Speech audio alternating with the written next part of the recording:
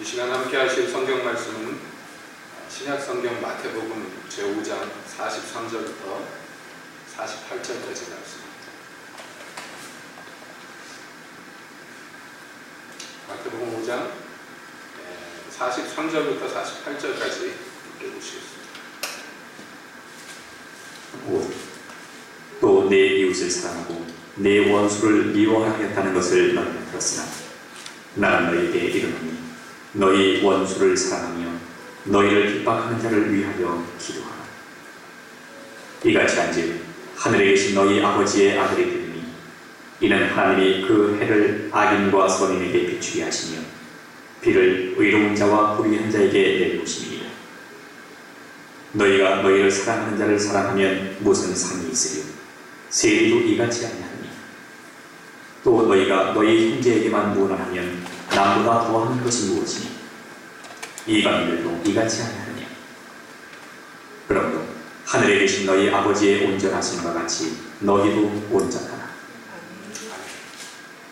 하나님, 이 시간에 주님의 말씀 듣기를 원합니다. 주여 임하시고 말씀하시옵소서. 예수님의 이름으로 기도합니다. 아멘.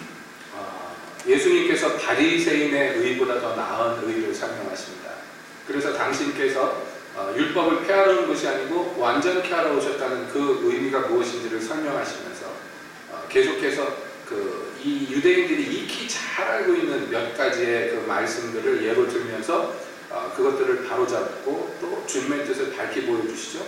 이게 이제 5장 후반부에 나온 마태복음 5장 후반부의 얘기인데 그 마지막 그 6번째 교훈입니다. 여기에서 예수님이 똑같은 그 모습으로 얘기하십니다. 너희가 이렇게 했다는 것을 들었지만은 라고 얘기하셨습니다. 즉 바리새인 선생님들이 오랫동안 가르쳤던 어떤 교훈이 있는데요. 내 이웃을 사랑하고 내 원수를 미워하라 하였다는 것을 너희가 들었으나 이렇게 되어 있습니다.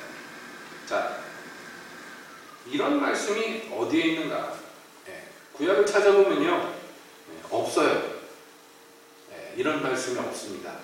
율법에 이 말씀이 없는데 지금 이렇게 배워왔다고 얘기합니다. 그거는 무엇을 의미합니까? 뭔가 지금 문제가 있다는 것을 여러분 느끼셨을 거예요. 구약에 없는데.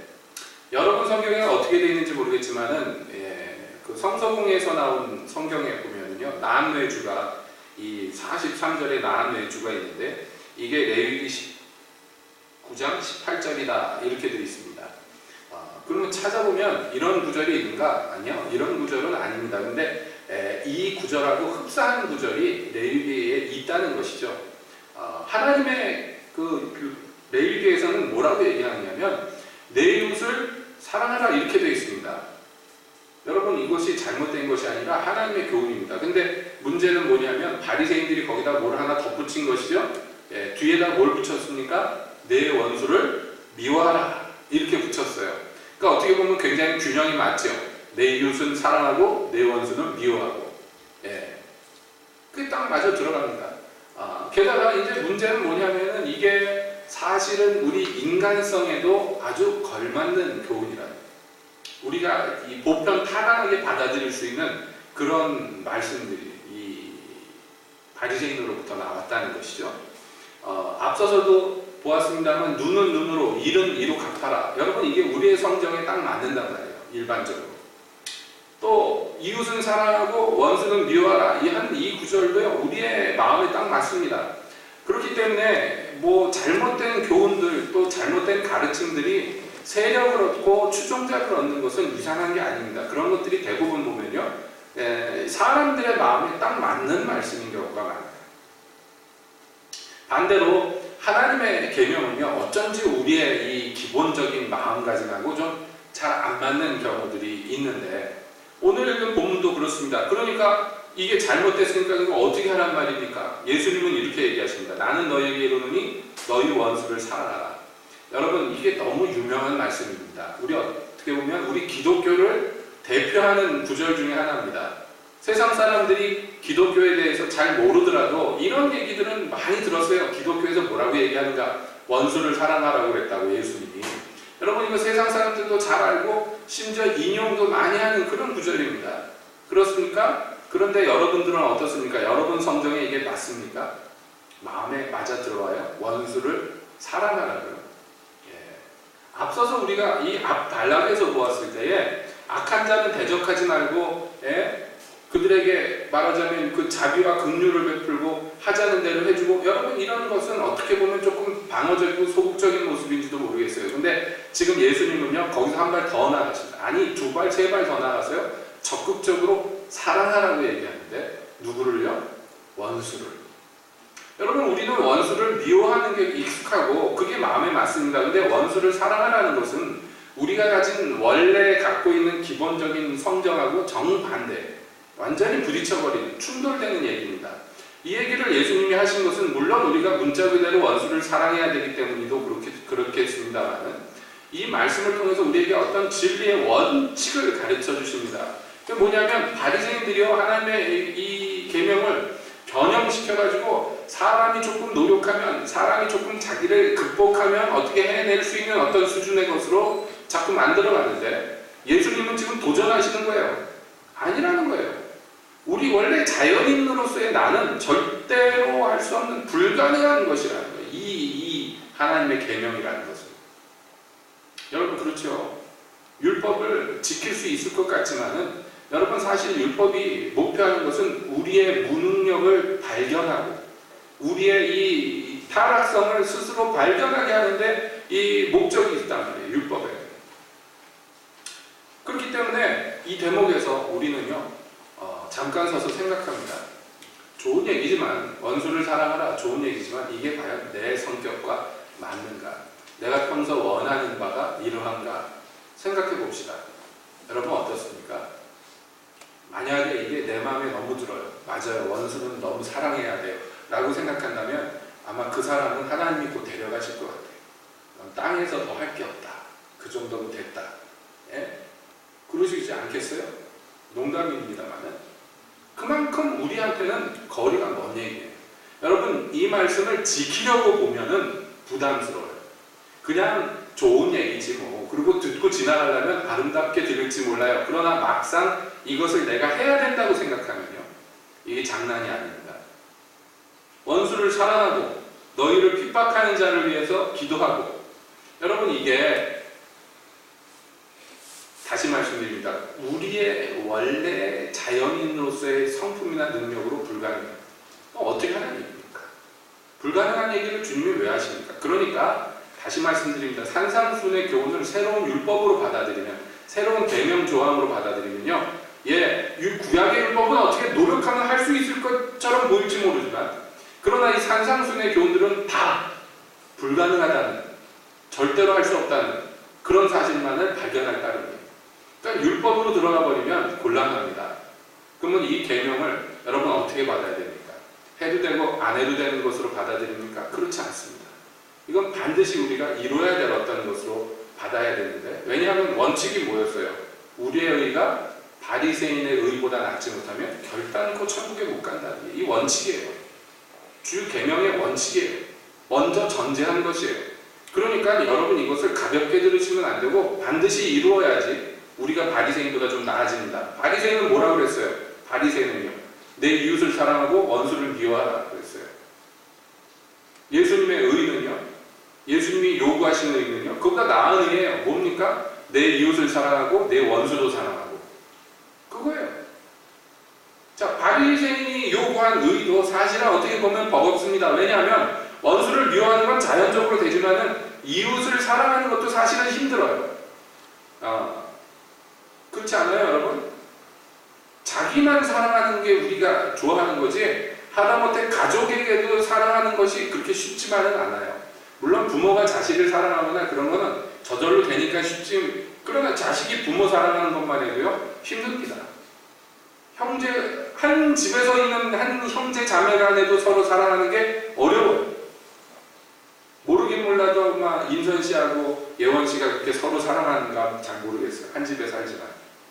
오래 떨어져 있던 언니하고 동생이 만나서 한 집에, 요즘에 한 집에 안 사는구나.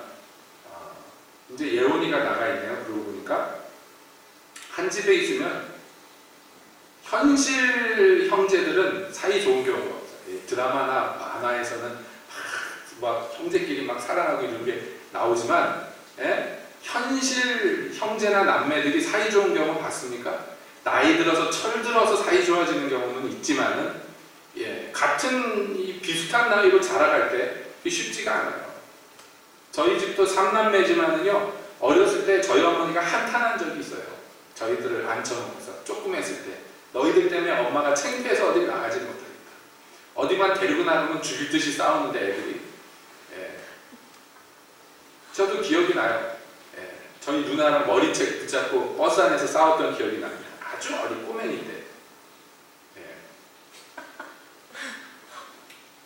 너 머리채 잡는데 나라도 뭐 잡아야 될 거 아니에요. 잡히고 가만히 있을 수 있어요? 그렇게 싸워보고 제가 느낀 게, 아, 남자가 유리하구나. 머리가 짧거든요, 남자가.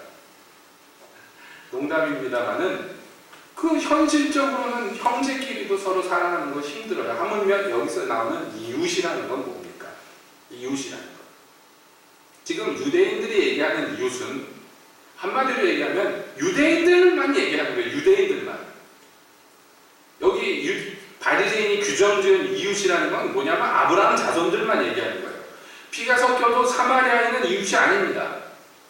피가 조금 섞여 있지만 사마리아인들은 말하자면 뭐 아주 이방인보다는 덜하지만 그래도 원수 쪽에 가는 거지 이웃에는 절대로 안 쳐주는 거예요. 그러니까 예수님이 사마리아 동네 들어가서 물 한 잔 달라고 해도 놀라는 거예요. 당신 유대인으로서 어떻게 나한테, 이 사마리아 여자인 나한테 물 달라고 그러냐고. 그 동네에도 못 들어가는 거예요. 원래 안 들어가는 거예요.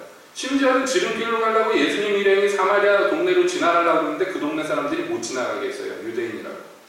그래가지고 여러분 아시는 바대로 요한과 야고보가 화가 나가지고 하늘에서 불이 내리라 그럴까요? 지들이 내리라 그러면 하늘에서 불이 떨어질 것처럼 예수님한테 막 열받아가지고 막 그럽니다. 여러분, 이게 그 당시 상황이에요. 유대인들에게는 철저하게 이웃이라는 그 개념이 확실합니다. 아브라함의 피를 받은 토종 유대인들만 이웃이에요. 그게 지금도 하나도 안 바뀌었어요. 지금도요. 그리고 원수는 누굽니까? 그 이웃을 제외한 모든 사람들이 다 원수예요. 모든, 이건 과장이 아닙니다. 모든 사람들이 다 원수예요. 그 개념이 지금까지도 변함이 없습니다. 그렇기 때문에 여러분 유태인들이 2차 대전 때 죽임을 당할 때 어떤 사람들은 그 죽음 마땅하다고 생각했어요. 많은 이 서양 사람들이 불쌍하게 여기지 않았던 것은 여러 이유가 있지만 그 중에 하나는요, 유태인들이 대부분 자기가 사는 동네에서 인심을 그렇게 많이 얻지 못한 경우가 너무 까다롭고 못돼 처먹었다는 평들이 많았고, 히틀러도 젊었을 때 그런 얘기 있잖아요. 그 히틀러 젊었을 때 가난하고 힘든 그 미술학도였는데 화가를 꿈꿨는데 유태인 집주인한테 집세 도촉당하면서 모욕을 많이 당했고, 뭐 유태인들한테 그 젊어서부터 핍박당한 게 나름 많아가지고 그게 이제 마음의 원한이 돼서 결국엔 자기가 권력을 잡았을 때 유태인은 이 사회에서 없어져야 되는 해충이라고 외쳤던 거예요. 그런데 여러분, 그러니까 뭐예요? 유태인들은 이방인을 미워하고 이방인은 유태인을 미워해서 서로 원수로 사는 게 지금까지도 변함이 없어요. 지금까지 문자 그대로 변함이 없잖아요. 중동 지방에서 유태인들이 나라를 세워서 살지만은 그 동네에서 띄워줍니까? 예? 유태인들이 껴주지도 않을 뿐만 아니라 이스라엘이 그 주변의 중동 모든 나라들을 다 왕따시켜 혼자서. 예. 그게 지금도 변함이 없어요. 원수지간인 것이. 이것을 예수님이 에베소서에서는 뭐라고 묘사하냐면 자기의 몸으로서 그 벽을 허물었는데 하나님과 인간 사이에 벽을 허물었을 뿐만 아니라 이방인과 유태인 사이에 있는 벽을 허무셨다고 그렇게 얘기합니다. 왜 그렇게 얘기를 하냐면 여러 가지 영적인 의미도 있습니다만은 표면적으로만 봐도 이게 가장 원수된 관계예요. 인간 사회에서 가장 원수된 관계가 유태인과 이방인이라는, 유대인과 이방인, 이 원수된 것마저도 예수님이 허무셨다고. 그래서 이 둘이 하나가 되어서 한 하나님을 섬기게 만드셨다고 그렇게 예수님이 하신 일에 대해서 설명을 합니다. 그만큼 원수라는 거예요. 육적으로나 영적으로나 말이죠. 그렇기 때문에 오랫동안 이 바리새인들의 가르치며 유태인들에게는 그대로 먹혀 들어간다. 아주 마음에 딱 맞는 그런 계명입니다. 이웃을 사랑하고 원수를 미워하는. 그러니까 우리끼리 똘똘 뭉쳐서 배척하는 거예요. 원수를 미워하는 거예요. 사랑하는 게 아니라 미워하는 거예요. 미워하다가 기회만 되면, 원수를 죽일 기회만 되면 반드시 죽이고 반드시 제거해야 되는 데서. 여러분, 이러한 교훈들이 지금 바리새인들이 원래 하나님 말씀에다 덧붙여서 만든 거지만은 한편으로 바리새인들에게도 할 말이 있을 거예요. 왜냐하면 구약 성경의 많은 내용들이 보면 그 이방인들을 멸절하라 하나님의 명령들이 많이 우리가 만날 수 있잖아요.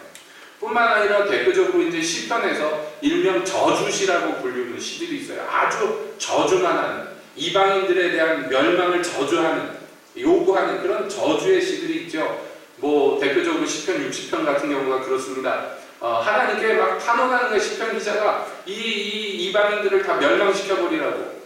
자, 이런 것들을 예로 들면서, 그러니까 원수를 미워하는 것이 하나님의 뜻이다라고 가르치는 것이에요.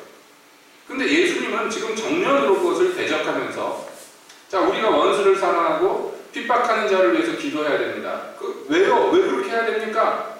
당신은 왜 그렇게 해야 된다고 얘기합니까? 라고 누가 질문하는 데 대해서 예수님이 이렇게 대답하셔요.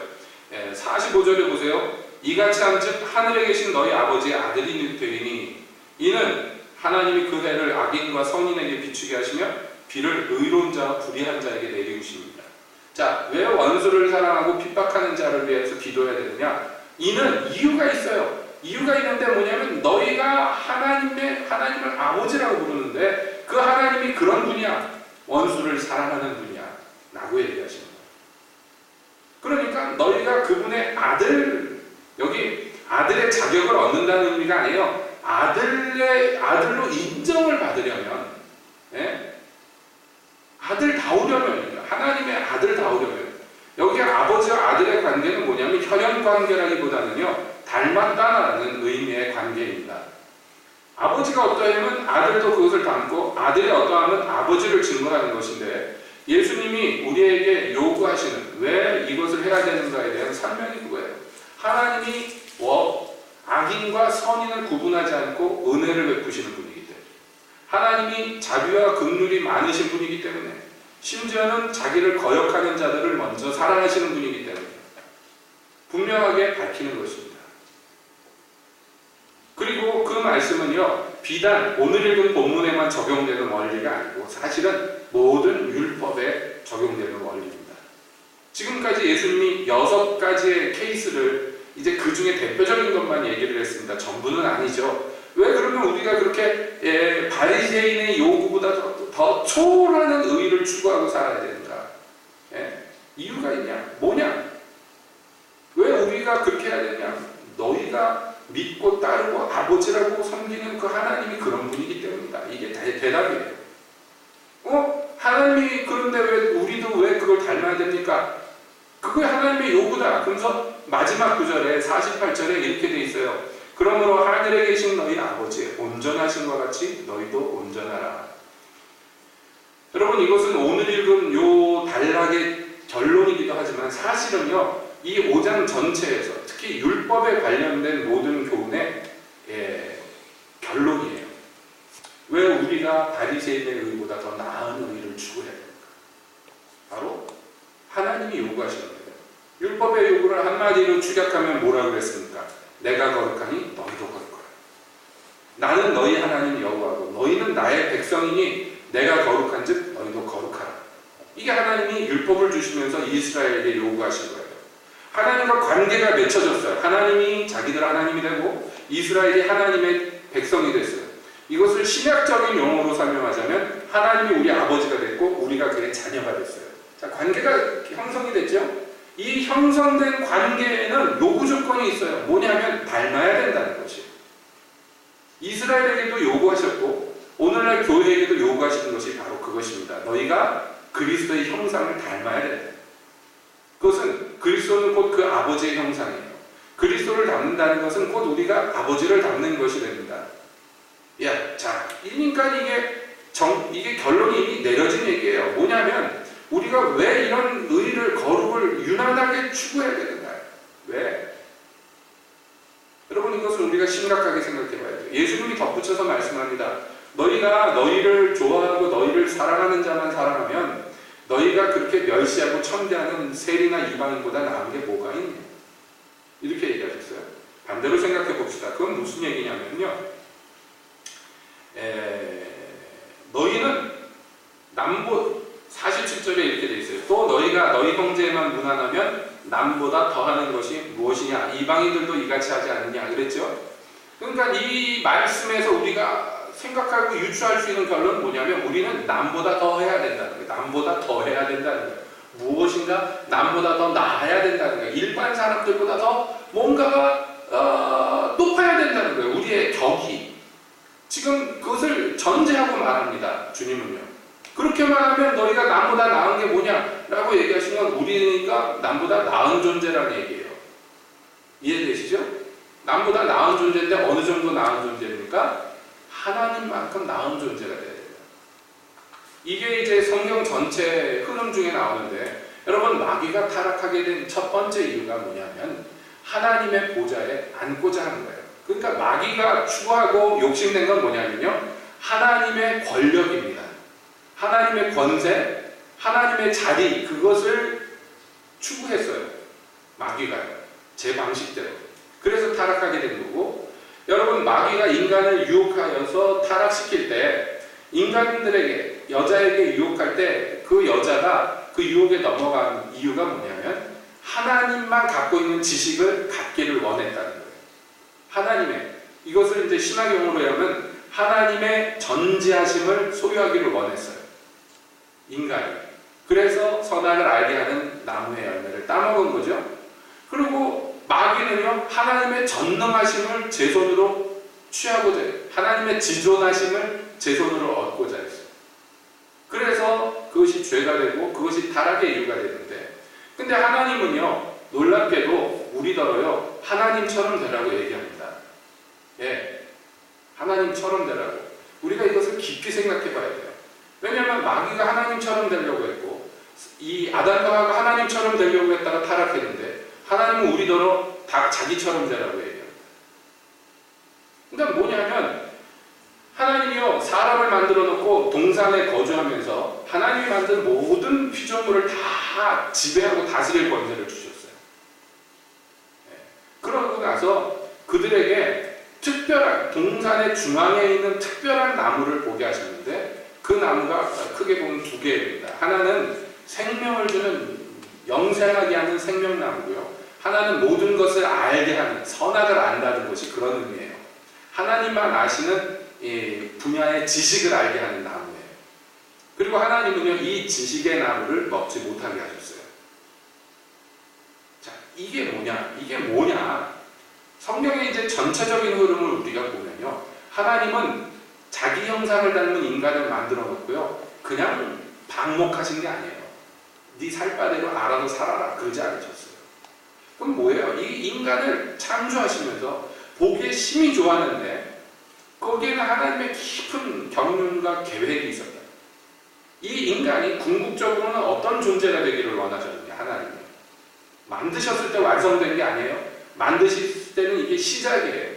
하나님의 형상을 닮은 유일한 피조물을 만들어 놓고 하나님은요, 이 인간이 궁극적으로는요, 자기 아들의 신부가 되기를 원하셨단 말이에요. 그래서 만드신 거예요. 마치 아담을 위해서 하와를 만들어 주신 것과 같이. 이게 그 비단 육체적인 결혼을 의미하는 게 아닙니다. 신부가 된다는 건 어떤 존재냐면 파트너를 만들기를 원했고, 함께 교제하고 사귈 수 있는 어떤 존재를 원했던 것이. 부끄러운 얘기지만은 제가 몇 달 전에 TV를 보다가 어떤 가수가 나와서 노래를 부르는 거 보고 굉장히 감동. 그런 노래를 생전 처음 들었어요. 다른 사람들은 알고 있을지 모르겠는데 무슨 정류장인가 그런 노래. 그걸 듣고서 제가 감동을 받아가지고요, 인터넷에서 다운받아가지고 가끔씩 듣습니다. 내용은 사실 별거 아니에요. 어떤 남자가 주인공인데 밖에서 무슨 정확하게 나오지 않지만은 크게 무슨 실망하고 실패해가지고 낙심해서 버스 타고 집에 오고 있는데 집에 내리려고 이제 배를 누르고 일어나서 저 버스 창문 밖에 보니까 버스 정류장에서 자기 아내가 발을 동동거리면서 자기를 기다리고 있는 모습을 고개를 빼고 남편 탄 버스가 오나 안 오나 보면서 언제부터 나와 있었는지 모르지만 동동거리고 있는 그 모습을 보는데 자기가 세상에서 완전히 실패해서 낙심한 줄 알았는데 그 아내를 보는 순간에 큰 위로를 받는 그 감정을 얘기합니다. 그래서 버스에서 내려서 자기 아내를 품에 안고 눈물을 흘렸는데 그러면서 하는 얘기가 그대여서 고마워요. 그런데 제가 그 감동을 받았어요. 그 드라마 같은 얘기를 유행가 가사지만 들으면서 감동을 받았는데 누군 그러더라고요. 쓸데없이 드라마 보다가 또 노래 듣다가 남자들이 눈물이 나면 남자 갱년기가 시작된 거라고 그런 얘기를 합니다. 피도 눈물도 없었던 남자들이 뭔가 갑자기 감동을 받고 그러면 갱년기 증상이라고 그러기는 하는데 그래서 그런 건지 제가 감동받은 건 다른 게 아니라 그렇지 남편과 아내라는 것을 하나님이 만드셨을 때 이런 거 하나는 만드신 거지. 혼자서 견딜 수 없는 그 일을 둘이 꼭 붙어서 한 사람이 못하는 걸 둘이 붙으면 뭐가 되겠습니까? 일이 해결되겠습니까? 그렇지 않지만 누구도 줄 수 없는 위로를 서로에게 줄 수 있는 여러분 이게 뭐냐면 하나님이 얘기하시는 파트너예요. 파트너가 딴 게 아닙니다. 그런 걸 세상에서도 파트너십이라고 얘기하잖아요. 남자와 여자를 만드시고 이들이 한 몸을 이룬다. 각각 아버지와 어머니에게서 떠나서 한 몸을 이룬다. 이게 이 비밀이 크도다. 이게 그리스도와 교회에 대해서 말하는 거다. 사도 바울이 그렇게 얘기했어요. 이거 비밀이 큽니다. 여러분 생각해 보세요. 아무것도 부족함이 없는 하나님께서 모든 것이 충만하신 하나님께서 그 하나님의 아들이 당신과 마음을 나눌 수 있고 서로 의지할 수 있고 서로 위로해 줄 수 있는 존재를 원하셨다는 것. 그것을 위해서 자기 형상대로 사람을 지으셨어요. 그럼 이게 하나님의 높고 크신 비밀입니다. 자, 그런데 생각해 봅시다. 이런 파트너를 만들었는데 이 파트너가 정말 나와 파트너가 되기 위해서는 어때야 됩니까? 나랑 같은 지위를 가져야 됩니까? 나랑 같은 권력을 가져야 됩니까? 그렇지 않아요. 그건 필요가 없어요. 사실은 진정한 의미의 파트너가 된다는 것은 그 사람이 돈을 나와 비슷하게 가졌는가, 그 사람이 나만큼 공부를 했는가 이런 게 아니에요.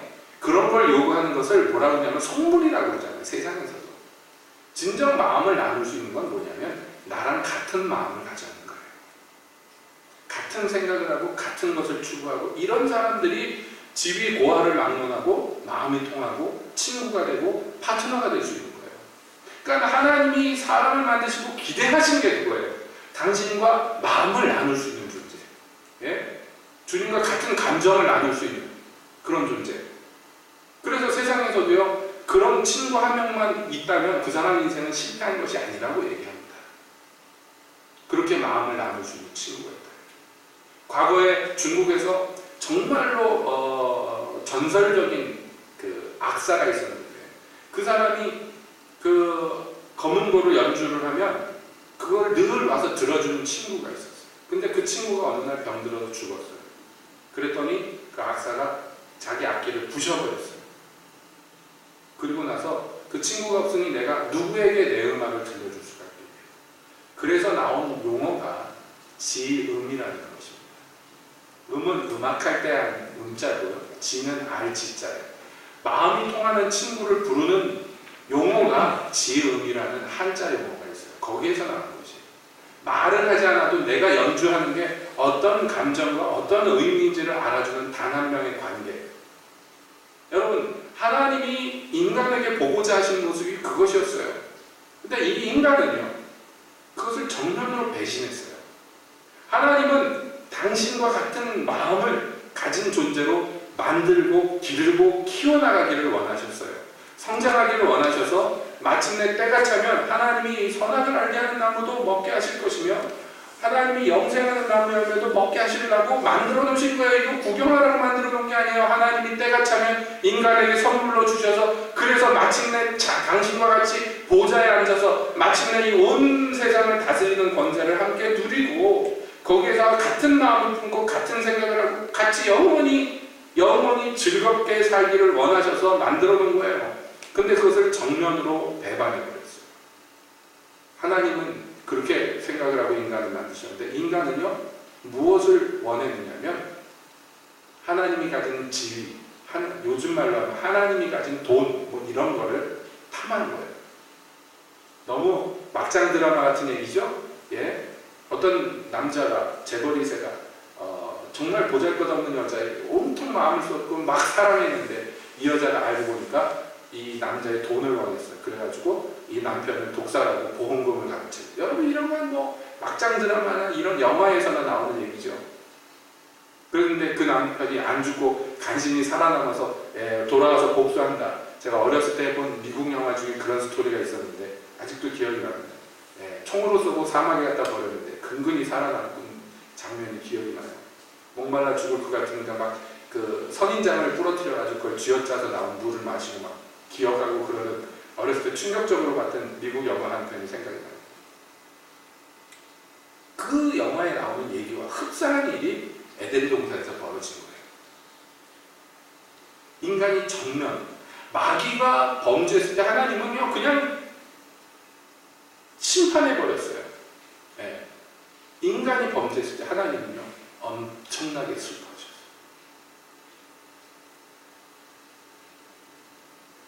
그래서 어떻게 보면 규모나 그 강도로 따지면 마귀의 배반, 마귀의 반역이 훨씬 강한지 몰라요.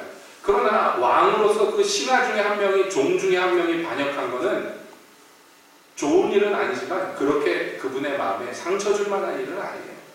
그냥 벌하면 돼요. 그러나 인간이 하나님을 배반해요. 비록 마귀가 유혹했다 할지라도 하나님께는요 굉장한 슬픔이 되는 것이. 그래서 하나님은요 인간을 포기하지 않고요 슬프신 가운데 그들을 원래의 계획대로 다시 회복시키기를 원했어요. 그래서 자기 아들을 내어주셨어요. 그래서 오늘날까지 우리가 이 장대한 드라마 가운데 있는 것이에요. 첫 번째 사람 아담이 그렇게 실패해버렸어요. 뭐에 실패했냐면 하나님이 원하신 것에 대해서 실패해버렸어요. 그래서 하나님은요 두 번째 아담을 이 땅에 보내셨어요. 그래서 새로운 계보를 열어서, 그래서 마침내 그 아들, 두 번째 아담을 쫓는 새로운 족속들에게 당신의 자녀가 되는 권세를 주셨고, 그리고 원래 품으셨던 그 계획을 다시 완성시키기를 원했어요. 그래서 우리가 그 아들의 형상을 담고 아버지를 닮기를 원하는 존재가 되기를 오늘도 기대하고 요구하시는 것이에요. 왜 우리가 이 바리새인의 의보다 나은 일을 이루어야 되는지 아시겠습니까? 이게 하나님이 그렇게 원하고 보고자 하셨던 것이고, 우리 예수님이 그렇게 보고자 하셔서 십자가도 마다하지 않고 즐겁게 지셨던 이유가 되기 때문입니다. 그렇기 때문에 나는 이런 거 못하네, 나는 절대로 못하네, 이건 내 얘기가 아니지, 그러지 마시기를 바랍니다. 그런 분은 없겠지만, 그래서 우리가 눈을 떠서요, 하늘에 계신 아버지가 당신의 온전하신과 같은 온전함을 우리에게 원하신다. 그러니까 마귀는, 또 인간은 하나님의 지위와 권력과 소유를 탐내가지고 그것을 찬탈하려고 했지만, 그래서 타락하고 죄인이 되었지만, 하나님은 우리에게 그게 먼저가 아니라고 얘기하셔요. 그건 다 따라올 거예요. 다 나중에 주실 거예요. 아들도 아끼지 않았는데 뭘 아끼고 안 주시겠어요. 그래서 하나님 보좌 우편에 우리를 앉히신다고 그랬어요. 이미 지위적으로는 앉아있다고 얘기하셨어요. 그렇게 마귀가 앉기를 원하고, 그래서 반역까지 해버렸던 그 보좌에 우리를 앉히게 돼요. 하나님이 거기까지 지위를 높여주셔요. 그러나 그러기 전에 먼저 선행될 것이고, 나와 같은 마음을 가지고 나와 같은 선함을 닮으며 나의 온전함과 같은 온전함을 소유하며 나의 거룩함을 본받는 자가 되기를 먼저 원하시는 거예요. 지위와 권세와 돈과 영원한 뭔가 이것을 먼저 추구하는 것이 아니고 먼저 우리가 다시 말씀드리면 먼저 간절히 원해야 돼요. 뭐냐? 여러분 여기 나오는 이 율법의 이런 계명들은 팔복에 속한 사람들에게만 요구된다고 말씀드렸죠. 여러분 팔복을 우리가 함께 살펴보았습니다. 이런 하나님의 소망을 알고 이 소망을 이루고자 내 안에서 보고자 하는 사람들이 그래서 맞부닥치는 여러 가지 문제들. 맨 처음에 만나는 문제는 뭐냐면 내게 이 거룩한 소망이 있지만 그것을 이룰 능력이 없다는 그 현실. 예? 마음에는 원하는데 육체가 너무 약하다는 이 비극적인 모습을 발견하는 그 사람은요. 그래서 마음이 상하고 그래서 애통합니다. 여러분 예를 들어서 이게 뭐 좋은 예는 아니지만 하나님의 계명이 있는데 그것을 어긴 두 사람이 있어요.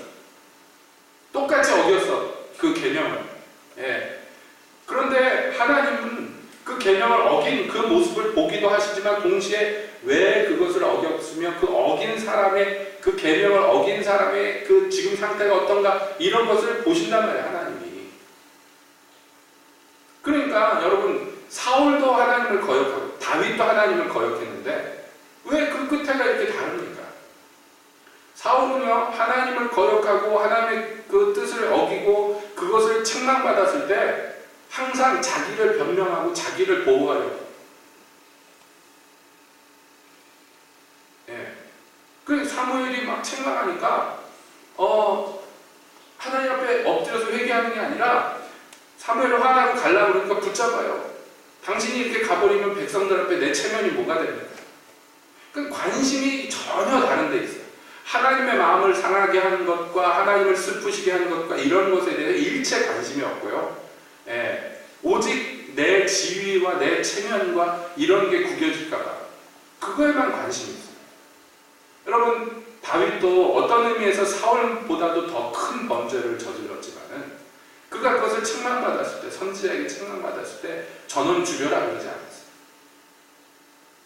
맞습니다. 그게 내 일입니다 하고 하나님 앞에 납작 엎드려서 혹시 하나님이 용서해 주실까? 금식하면서 하나님 앞에 벌벌벌 떨면서 비는. 여러분 자기의 연약함과 죄 때문에 애통하는 자는요 그래서 하나님이요 그 사람을 때려주시는 게 아니라 위로해 주셔요. 그 위로를 받고 새 힘을 얻은 사람은요 그러니까 지난번에도 했는데 안 되더라 그러고서 그냥 손 놓지 않아요. 하나님의 위로를 받고 새 힘을 얻고 일어난 사람은요 그래서 의에 줄이고 목마르게 됩니다. 더를 외치면서 주님을 향해 달려나가는 것입니다. 그래서 그 사람은 복이 있어요. 그 사람은. 마지막으로 덧붙이고자 하는 것은 그 다음에 우리가 이해해야 될 것은 뭐냐. 자, 원수를 사랑하라. 이건 뭐냐면요.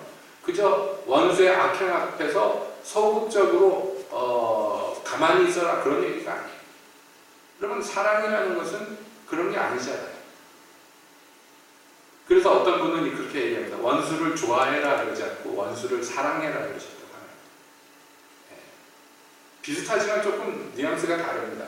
좋아한다는 것은 그저 일방적으로 그 사람이 잘했든 잘못했든 그냥 추종한 그런 것 같아요. 네. 요즘에 우리가 이 한국 사회에서 많이 보잖아요. 잘잘못도 안 따지고 그냥 묻지도 따지도 않고 무조건 좋아하죠. 어떤 분이 엊그제 오늘인가요? 여자분이 머리를 삭발하면서 사랑하는 대통령님을 못 지켜드려서 그래서 제가 그 기사를 보고 저 사람이 왜 사랑할까?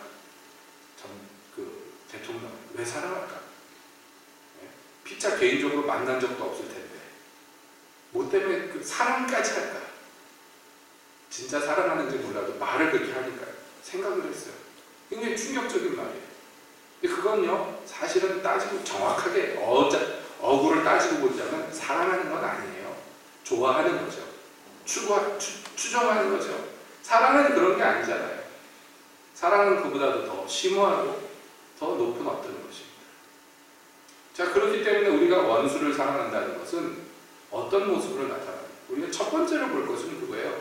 예수님이나 또는 스데반 같은 그런 모습을 우리가 금세 떠올릴 수 있어요.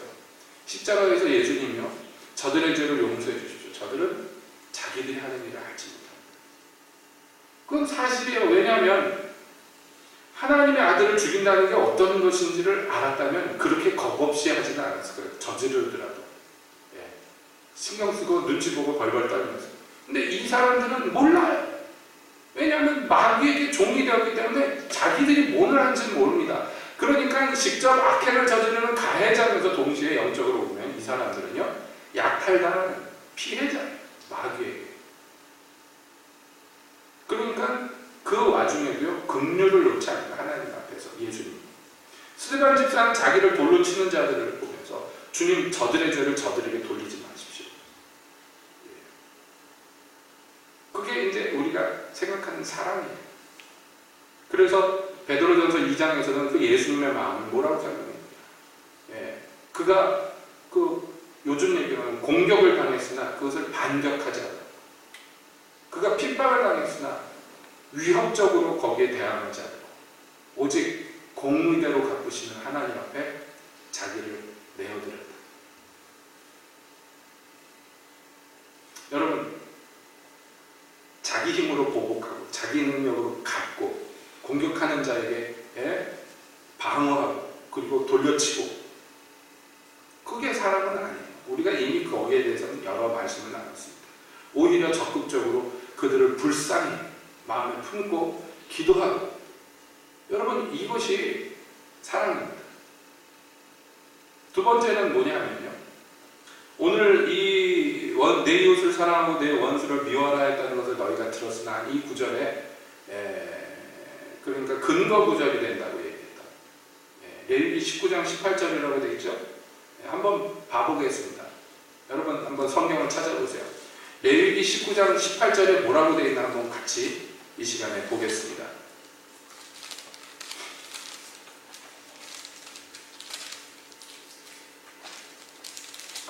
레위기는 구약에 있습니다.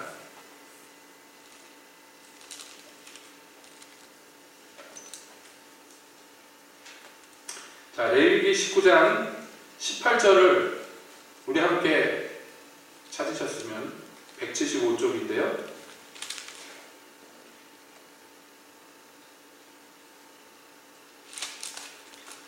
19장 18절을 우리가 한 목소리로 한번 읽어보겠습니다.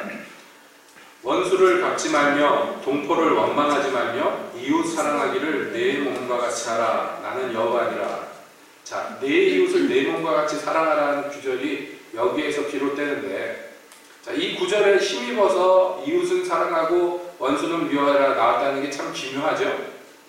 기묘하죠. 왜냐하면 원수를 네가 갚지 마라 주님이 직접 말씀했는데 원수를 미워하라 가르쳤으니까 대단한 거예요.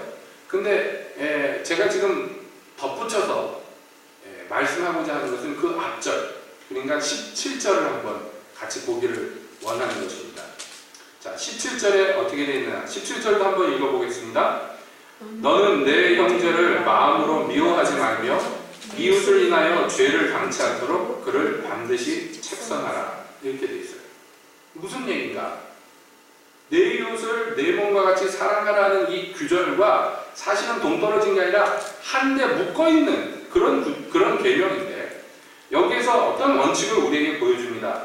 형제가 있는데 이 형제가 미운 짓을 해. 너를 공격하고 억울하게 해. 그런 거예요. 그런데 어떻게 하냐면 마음으로도 미워하면 안 돼. 행동으로 그걸 갚은 것도 원수를 갚아도 안 되지만은 먼저 뭐가 선행되느냐면 마음으로 미워하는 것도 허락이 안 돼 있어요. 그러니까 항상 바리새인들의 이 관심은요, 마음에는 관심이 없고 행동에만 항상 관심이 있는데, 율법을 조금만 들여다보면 그게 얼마나 엉터리인지 알 수가 있어요. 하나님이 뭐부터 금지했나 보세요. 마음으로 미워하는 것부터 안 된다고 그랬어요. 마음으로부터. 그 다음에 이웃을 사랑하는 것에 대해서 이렇게 설명합니다. 이웃을 인하여 죄를 당치 않도록 그를 반드시 책선하라. 이게 무슨 얘기냐면, 이웃이 죄를 범하는 걸 볼 때에 놔두면 그 죄값을 그들이 받을 거 아니에요. 그러니까 그거 못하도록 책선이라는 것은 책망하고 선한 일로 인도하라는 거예요. 그러니까 이 사랑하는 것, 이웃을 사랑한다는 게 어떤 의미인가, 원수를 사랑한다는 게 어떤 의미인가 하면 그냥 하자는 대로 다 해주는 게 사랑이 아니라는 거예요. 예. 그가 결국에는 그 죄 중에 있다가는 죄 중에 죽으면 어떻게 되겠습니까? 그러니까 그대로 놔두지 말라는 거예요. 책선에서 그가 그 죄를 받지 않도록 해주라는 거예요. 이게 말하자면 이웃을 사랑하는 것의 설명 중에 하나입니다. 사랑이라는 개념이 뭔지를 성경을 통해서 우리가 보는 건데요. 그러니까 사랑이라는 것은 다시 말씀드리면 일방적으로 그냥 다 받아주는 게 아닙니다. 여러분 쉽게 생각해서 여러분이 자녀를 사랑하시는데 자녀를 양육할 때, 어렸을 때부터 길러낼 때 애들 하자는 대로 다 해주는 부모가 제일 못난 부모 아니에요. 그러면 얘네들이 커가지고 뭐가 됩니까? 인간도 아닌 괴물이 되잖아요. 너무나 많이 보잖아요. 그런 것들을. 하자는 대로 다 해주는 부모 밑에서 자라가지고 어른이 되면요. 세상에 나가서 보니까 자기 하자는 대로 사람들이 안 하지도 않고 못 견뎌요. 참을 수가 없어요. 폭발합니다. 제가 군대 훈련소 가가지고 제 옆자리에 이름은 기억이 안 나는데 있는 녀석을 보고 많은 생각을 했어요. 저보다 나이가 어린애였는데 여러분 군대에서 이제 훈련병이 막 들어왔는데 얘가 지 뜻대로 할 수 있는 게 뭐가 있습니까? 아무것도 없어요. 화장실도 마음대로 못 가요. 먹고 싶은 거 못 먹어요. 하고 싶은 거 못 해요. 다 남들이 시키는 대로 해야 돼요. 군대라는 게 그렇잖아요. 근데 그걸 못 참는 거예요. 못 견디는 거예요. 그걸 보면서 그런 애들을 뭐라고 군대에서 부르냐면 관심사병이라고 요즘. 관심 두고 봐요. 왜 사고 치면 큰일 나. 애가 하나 사고 치면 장교들이 진급이 다 떨어져 나가고 책임져야 되니까 외려 벌벌벌 떨면서 야 걔는 근무시키지 마라. 걔는 어디 보초 내보내지 마라. 괜히 총 줘서 내보내지 마라. 총 줄 일 있으면 절대로 총알 주면 안 된다. 신신당부하고 지켜보라고. 그래서 이렇게 관심사병으로 분류되면요, 걔네들한테 근무를 아무데나 안 시키고 뭐 목욕탕 관리 뭐 이런 거 시켜요. 예. 그 군복도 안 줘. 그냥 추리닝 바람에 맨발에 항상 목욕탕에 대기하고 있으라고. 예. 그런 것만 시킵니다. 뭐 아파트 관리 이런 거 시킵니다. 그러니까 여러분 그거 왜 그런가 보면요, 얘기하다 보니까 평생에 자기 자라오면서 하고 싶은 거를 못 해본 적이 없는 거예요. 하나님 앞에서 우리가 사랑이라는 것을 어렵게 생각할 것이 아니고 조금만 생각해봐도 압니다. 우리가 자식을 사랑해서 어떻게 합니까? 그 자식들한테. 오늘 성경에 본 대로 악을 행할 때 자식이 죄를 범할 때 놔둡니까? 그런 부모도 없지 않아 있지만은 그건 나쁜 부모고 정상적이고 제대로 된 부모는 책선하겠죠. 그 범위를 지금 어디까지 하라는 거예요? 이웃에게까지. 레위기의 말씀은 그것입니다. 지금 예수님은요, 그 범위를 어디까지 넓히라는 거예요? 예? 악인들에게. 내게 직접적으로 공격하는 원수들에게까지. 그러니까 결국은 원수를 사랑하기 위해서는요, 우리가 처음 얘기했던 그 예수님이나 또는 스데반 집사님의 예를 볼 때 그 긍휼과 자비와 불쌍히 여기는 마음으로 그를 돌봐 악을 행하지만, 공격하지만, 더해서 그들이 죄 중에 죽지 않기를 기도하고 어떻게든지 거기에서 끄집어내기를 힘써야 돼요. 그냥 죽으려면 죽어라! 그러고 놔두면 안 된다. 그러므로 이 하나님의 마음을 알고 하나님의 계명대로 행한다는 것은 사실은 굉장히 심오한 얘기 중에 하나. 우리에게 많은 것이 필요한데 거기에 지혜도 필요한 거죠. 잘 사랑하기 위해서는 정말 지혜가 절실하게 필요합니다. 예전에 제가 신학생 시절에 저보다 몇 살 어린 전도사님이 그렇게 저랑 같이 있고 싶다고 맨날 우리 집에 와서 밥 먹었던 전도사님이 결국엔 원수가 돼가지고 그렇게 막 공격하고 모함을 하고 괴롭히는데 내가 이거 참아야지, 받아줘야지. 다 받아줬어. 한도 끝도 없는 거예요. 어느 날 집에 저에게 전화를 해가지고 뭐라고 그러는 거예요. 그래서 제가 정죄를 하고 그날 처음으로 했어요. 전도사님, 내가 당신한테 뭘 잘못했냐? 뭐 때문에 이런 자세를 버리질 않느냐? 내가 뭘 잘못했는지, 뭐가 섭섭한지에 대해서 정확하게 똑똑히 얘기해보라고. 그랬더니 전화를 덜컥 끊어요. 그 다시는 대화를 못했어요. 저만 보면 슬금슬금 피해 다니는데 뒤에서는 욕하고 다니는데 앞에서 그렇게 못하는 걸 봤어요. 제가 설교를 준비하다가 문득 그 전도사님이 생각이 났습니다. 변화되지 않아요. 그 뒤에 들려오는 소문도 변화되지 않습니다. 계속해서 가는 교회마다, 전도사로 부임하는 교회마다 반년을 견딘 교회가 없고, 가는 교회마다 말썽을 부리고 담임 목사님하고 싸우고 없어져버려요. 그냥 비유상은 그냥 안 나와버려요, 교회를. 그러니까 전도사님이 안 나오니까 교회에서 기겁을 하는 거예요. 주일학교 애들은 모였는데 전도사님이 없어. 연락해도 안 돼. 오죽했으면 저한테까지 연락이 왔어요. 혹시 그 전도사님 연락처 있냐고. 그래서 없다고. 뭐 연락 안 한 지 몇 년 됐는데 왜 그러시냐고 했더니 그 담임 목사님 하는 얘기가 없어질 때 없어지더라도 교회 열쇠는 놔두고 없어져야지. 건물 열쇠를 갖고 없어져가지고 지금 잠그지도 열지도 못하고 모든 게 다 지금 올수덥됐다고 막 한탄을 하니 변함이 없어요. 그래서 제가 마음에 한편에서 지워버렸어요. 그런데 설교 준비하는데 문득 그 기억이 되살아나면서 무슨 마음을 하나님이 저에게 주시냐면 그를 위해서 기도해 줘야 됩니다.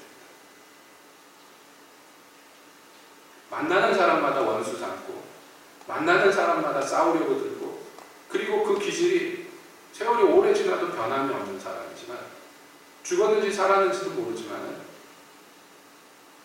그래도 끝까지 사랑해주고 끝까지 기도해주라.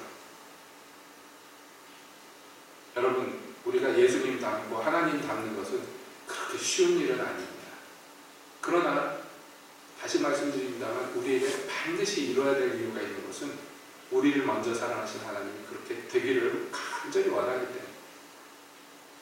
다른 이유는 다 있겠지만 그건 다 뒤로 미루더라도 우리가 주님을 닮아야 된다.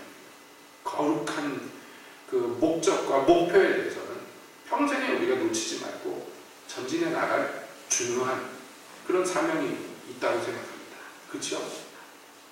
그러니까 비록 지금 모자라고 부족한 점이 있다 할지라도 여러분 때때로 우리가 자기 모습으로 인해서 낙심하거나 주변에 여러 가지 상황으로 낙담할 때가 있다 할지라도 결코 뒤로 물러서 결코 타협해서는 안 되는 부분이 이것이라고 생각합니다. 우리 주님 거룩하신 것 같이 우리 예수님의 온전하신 것 같이 나도 그렇게 돼야 된다. 이 목표를 놓치지 말고 여러분 우리 끝까지 함께 걸어가시길 예수님의 이름으로